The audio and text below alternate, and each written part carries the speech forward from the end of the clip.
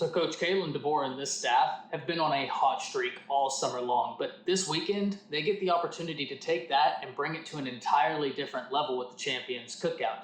Today, we need to talk about and break down some of the players that will be in attendance because there are some huge names that you do not want to miss out on.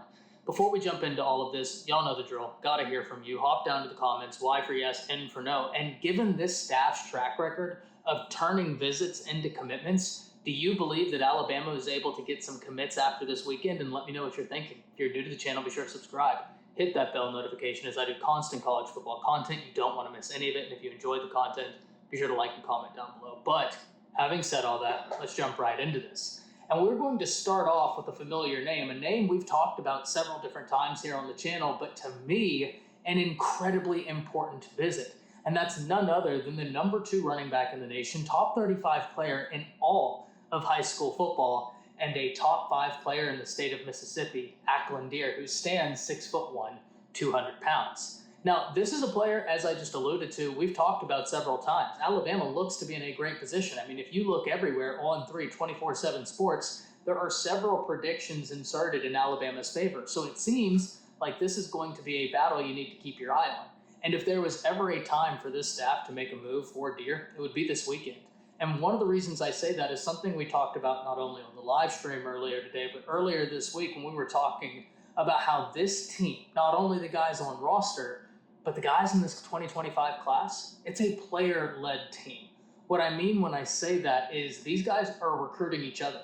It's one thing for the coaching staff to recruit you. This coaching staff for Alabama has done a phenomenal job on the recruiting trail, but it's a little bit different when it comes from your peers. And I've talked about this a lot.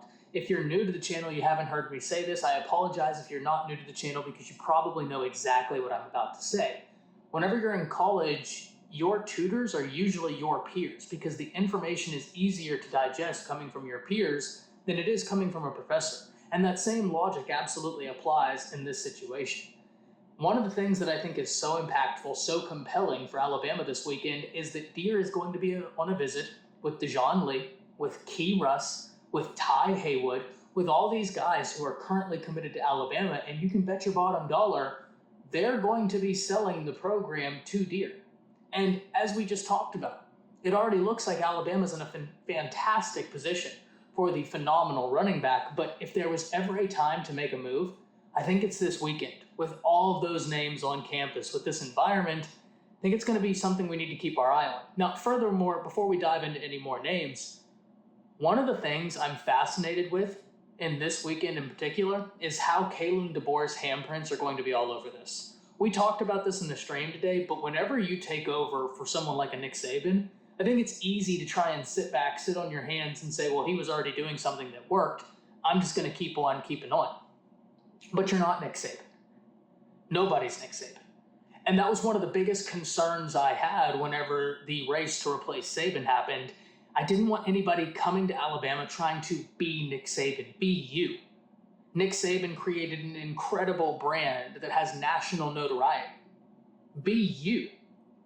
I'm not saying you can't learn some lessons from Nick Saban. I think that would do us all good, even in our day-to-day life. But whenever you have the opportunity to take over for someone like Nick Saban, don't try and be him. I think a lot of coaches that have left Alabama have failed because they have tried to be Nick Saban. Be you. Learn what you can from him, but be you. And so that's something that Kalen DeBoer has been great at, that this staff has noticed. There's a different feel around the university right now, around the football program. That's good. You don't want him trying to be Saban. Be DeBoer. And so I'm fascinated to see how this event is going to be a little bit different, but nonetheless, there are more names we need to talk about. Another name that really stood out to me is Anquan Fegans, one of the best players in the state of Alabama, one of the best players in the nation. At safety, this is a guy that a lot of people have thought Auburn was going to win the battle for. And that very well may be the case. But if Alabama, once again, was to make a move, it would be this weekend. There's no better time to do so. With all of the players that will be in his ear, the same arguments for Akand Deere carry over to here. That yes, the staff is going to be saying this is a great place to be. We'd love to have you. So too are these players. They're going to be talking to Fegans saying this is exactly why you should come here. we're doing something big. We know we're doing something big. Come be a part of it.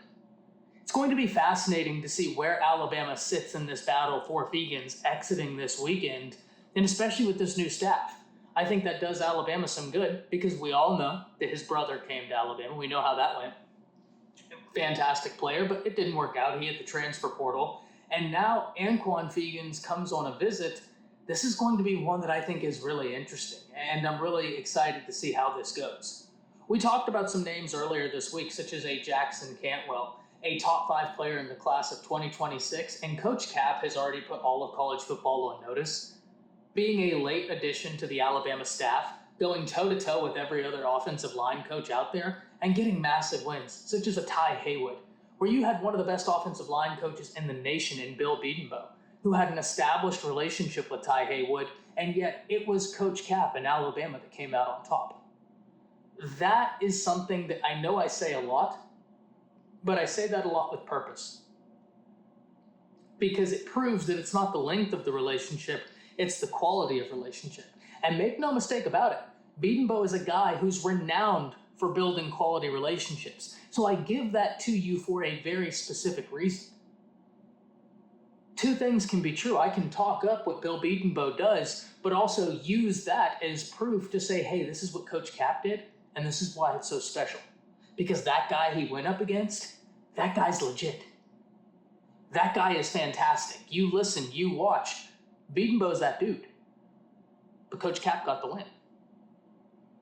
The quality of relationship that they've been able to build, not only from a coaching staff, but then you see a Key Russ who's shooting his shot at Elite 11, telling all these guys, hey, come to Bama. Would love to play with you. Would love to have you on the team. There's a different air around the program right now. And if they're able to take the momentum they already have on the offensive line in 2025, translate that to 2026 and get a big win for Jackson Cantwell, watch out. I think that would send shockwaves through college football because it would be like, oh, they're continuing to do big things. So that's something I'm really interested in. And then you have an Anthony Jones. Once again, top 10 player in the nation, 5-star edge in the class of 2026. If Alabama can move a needle, this is the weekend to do so. And that's a position so many of you are consistently asking me about. What are we going to do here? What are we going to do along the defensive front? I think the staff is going to be just fine in those areas. Coach Robinson has been a monster on the recruiting trail, and we know about Freddie Roach. Freddie Roach is consistently tabbed as one of the top recruiters in all of college football. So when you look at this weekend, you have Akand Deere coming, and I think this is a great opportunity to make a move in a positive direction in the battle for him. We know who Robert Gillespie is as a recruiter, one of the best in the nation, consistently takes in 2 running backs, and if you're able to pair Turbo Rogers with Akand Deere, that's going to be a dangerous duo. So I can't wait to see how this staff is able to navigate this weekend if they're able to get some wins. But like I alluded to in the intro, they have a little bit of a track record of exiting these weekends and being able to convert visits into wins. And that's what I need to hear from you. Do you believe they continue that trend this weekend? That's it. See ya.